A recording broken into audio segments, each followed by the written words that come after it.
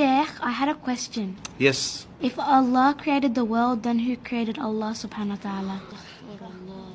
Okay, that's all right. That's actually a very interesting question. But before I think we answer that question, we should first know who Allah subhanahu wa ta'ala truly is. Well, isn't Allah the one who created everything? And wasn't He here before everything else? That's right, Bilal. Allah is al-awwal, the first. That means there was nothing before Him. Allah subhanahu wa ta'ala is, was, and will always exist. So the question, who created Allah, doesn't make any sense, because the word Allah means the one who is uncreated. Sheikh, can you explain that a bit more? Okay, Muhammad, can you come to the front, please? So, Muhammad, can you draw for us a square that's also a circle? That doesn't make any sense. It's either a square or a circle.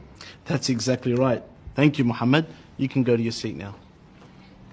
So, asking the question, who created Allah, is like asking somebody to draw you a squared circle. It just doesn't make any sense. I get it now, Sheikh.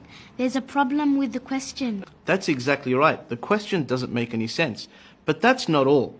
If we say Allah subhanahu wa ta'ala was created, then we would have to ask, who created Him? And then we would say, well then who created Him? And that would go on and on and on forever. And the entire world would never have existed. Let me give you an example. Aisha, if you wanted to sleep over at your cousin's house, would you have to ask your parents for permission?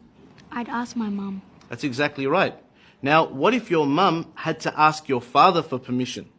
And then your father had to ask his father for permission. And that goes on and on and on and on. Would you be able to go to your cousin's house? No. So what needs to happen for you to be able to sleep at your cousin's house? Well, that's easy. Someone would have to be able to make the decision without having to ask anyone else. That's exactly right. Likewise, the world would never have existed unless Allah had created it without relying on somebody else. For if He had to rely on somebody else, this world would never have existed. It is necessary for this world to have a creator that is awesome, He is absolutely powerful, He is uncreated, and He is the originator of all things. And that is Allah.